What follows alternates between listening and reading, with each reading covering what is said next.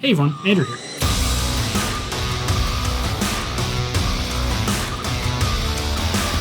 First of all, welcome back. Happy New Year. I hope you had a great time. I certainly did because I took some time off and it was fantastic. So now it's the new year. It's 2020. It's a new decade. And I thought this would be a perfect time to talk about your musical goals. Now, people often talk about musical goals, and a lot of people talk about it. Very few people do it, and even fewer actually do it right. I know that was the case for me. For years, I wasn't really setting goals that was most relevant to what I wanted to accomplish. And of course, all the goals you're going to have are going to be potentially different from what I'm going to have. At least the numbers are going to be different at the very least, because all these goals are personalized. It depends where you're at and where you want to be. And I think the most important thing to talk about up front is what is the actual things you most likely should care about. I'm not really talking about goals as like I want to get better at writing music. That stuff's important too. I'm talking about the more businessy marketing side of things. Because at the end of the day, no matter what type of music you're doing, whether you're trying to sell your services as a producer or a mixing engineer, or you're trying to become an artist, you're really in the business of getting followers or clients in some way. So that's really what the goals we're going to be talking about in this video are. And I think the best way to do this is to walk you through what my goals were for 2019 and what my goals are for 2020, so you can see what I'm doing, and then you can kind of base all of your goals off of that.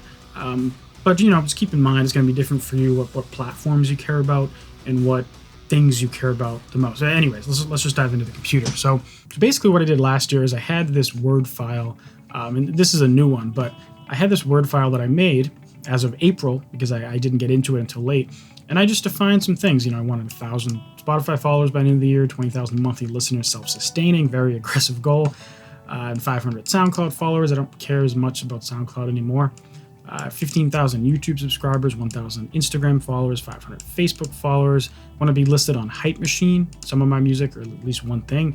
I wanted my music to be featured on a 100,000 subscriber YouTube channel, and I wanted to release at least one song through a label. What I've done here is I've highlighted the things in green that I actually accomplished, which you can see was not all of them. But because I made such aggressive goals, it did push me to try to reach them, which probably made me go a little further than I would have if I didn't set such aggressive goals. So go through here. The 1,000 Spotify followers, I actually get 530.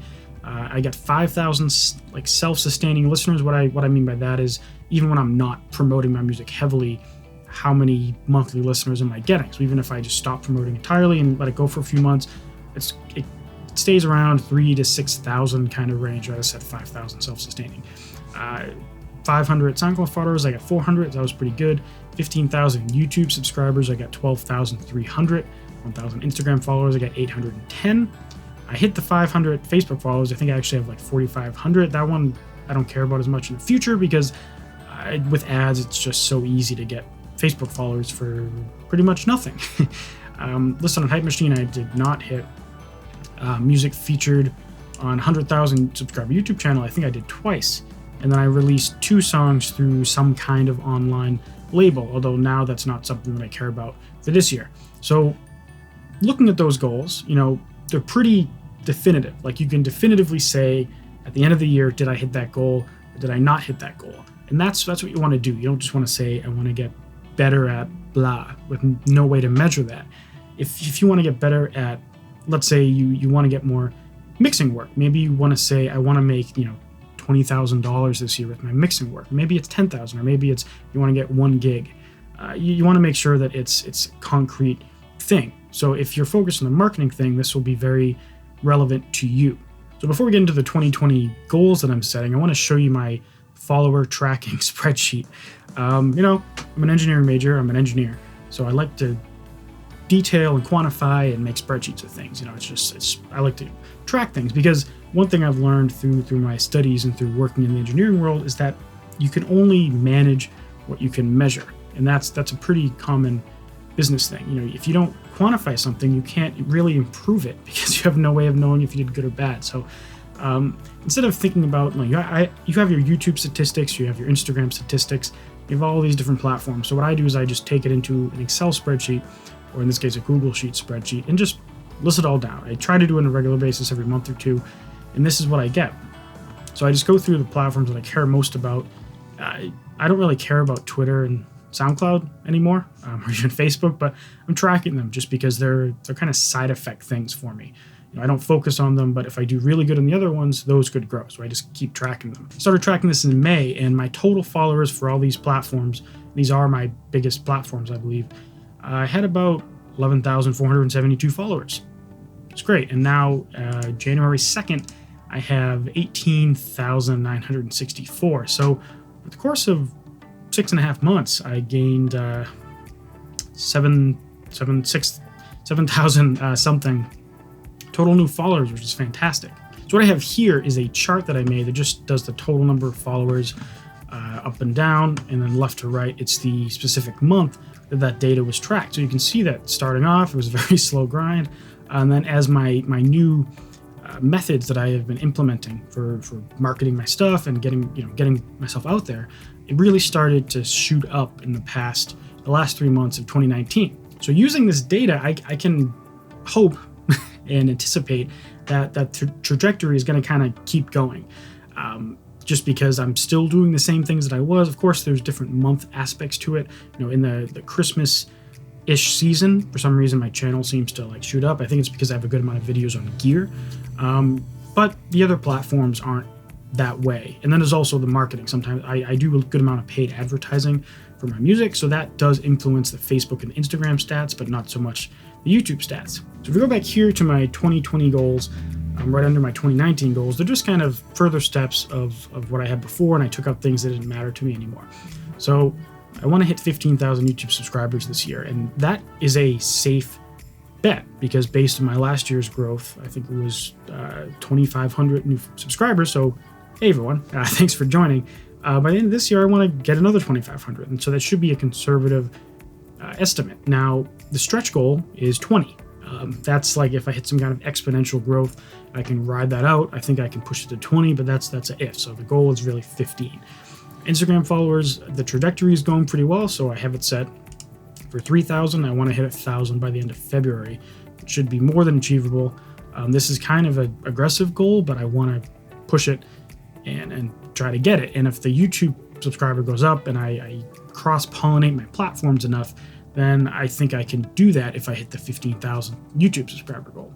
Now, I want to actually hit that 1,000 Spotify follower thing.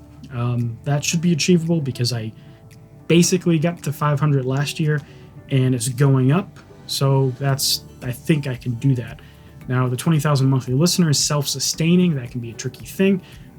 But if I'm releasing music every 6 weeks, which is my plan for 2019, there's a marketing campaign. For each of them, there should be a good amount of playlists that my songs get added to, and there should be a good amount of people just adding my music and saving it and doing their own playlist that it should be able to build up to at least 10,000. So 20,000 is kind of a stretch goal, but I think I can do it. I want to get listed on Hype Machine, and I think with all these activities, it's a much more likely scenario than it was last year.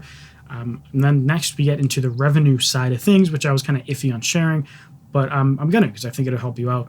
And I don't really care if people know. So all my music stuff is a side business to me. I work a full-time job. So I want to take Genera Studios to $20,000 in revenue, which is a pretty aggressive goal, but it's not completely out of the imagination based on what happened last year.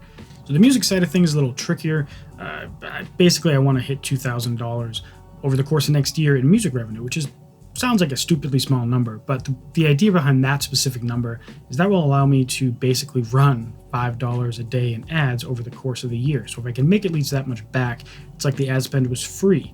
And the idea is that if after you do your marketing, if the net cost to you is $0, you can run infinite ads. So I'm trying to find a way to make my advertising for music a net zero activity, because then even if you spend $100,000, you should be able to make $100,000 back. And obviously, you don't do that in one big thing. But if you spend $2,000, you make $2,000. Then you spend like $3,000, make $3,000. $5,000, make $5,000. So if I can do that, that'll be a scalable thing. So that's why that is a goal.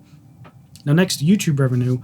I want to hit $4,000 in YouTube revenue, and I've never shared my AdSense earnings, but I think last year it was 2,500. Let me actually check. Revenue 2019. Yeah, so for all of 2019, I got about $1,800 $1,200, which I was very proud of. That's a pretty good amount of money just for making videos that I would make anyways. So the goal is to take that roughly 2,000 to 3,000, which is a pretty substantial increase. But I think I can do it. Now, I also want to get about $1,000 worth of affiliates and sponsorships. So that's never something I've tracked in the past. So last year it was a little bit, but I want to take it to about 1,000. If I can do more, that'll be great, but I want to do it in a way that matches my brand. It isn't overly obnoxious, because I have YouTube Premium. So I hate it when there's a huge sponsored section in a video, because I literally pay to never see ads on YouTube. So I get a little annoyed when there's big ads. I don't care if someone does a quick thing, but I want to manage it. So $1,000. So there's another side of this that's more subjective and less quantifiable that I'll talk about very briefly, but I think every single person, no matter what you're doing, you should have some kind of vision statement or mission statement or brand identity thing. So just to kind of give you an idea of what mine is, and my overall business vision for my whole music businesses is, I have 3 main platforms that define my main business. I have music, YouTube, and Genera Studios. The music is, of course, my actual music that I release. The YouTube aspect shows the production that goes into my music. And Genera Studios is an extension of my music that I sell off to other artists as a product or service, which is either the sample packs or actual mixing jobs. Each platform has its own unique purpose and vision, but it's all tied to my business and supports my vision. Now, my actual vision statement is I want to become a known entity in the electronic or poppy music scene. Spotify playlists pick me up just because they like my music. I'm not having to pay for Spotify things, because I'm actually done with that for 2020. Blogs ask me to do interviews or just feature me because they like my music. Fans write to me so that I couldn't possibly manage to message them all back. My music as a whole is a unique flair that combines modern electronic vibes, vintage textures, and somewhat rock-inspired vocals, but people know that I'm somewhat eclectic and I'm not afraid to experiment with unique directions. So it's very personal and it's very open, but I'm sharing it with you because I think it'll help you define what you want to do. And it's very important. And because of this, I have a very narrow guide that I can follow. If I ever wonder, why am I doing this? I can just read this. Like, okay, that's my goal. That's the vision. So you want to write it down in that level of clarity, because it'll remind you when things aren't going well, and it'll also keep you going when things are going well.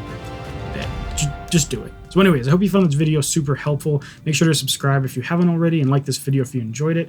And yeah, I'm super pumped for 2020. I hope you come along for the ride. See you in the next video.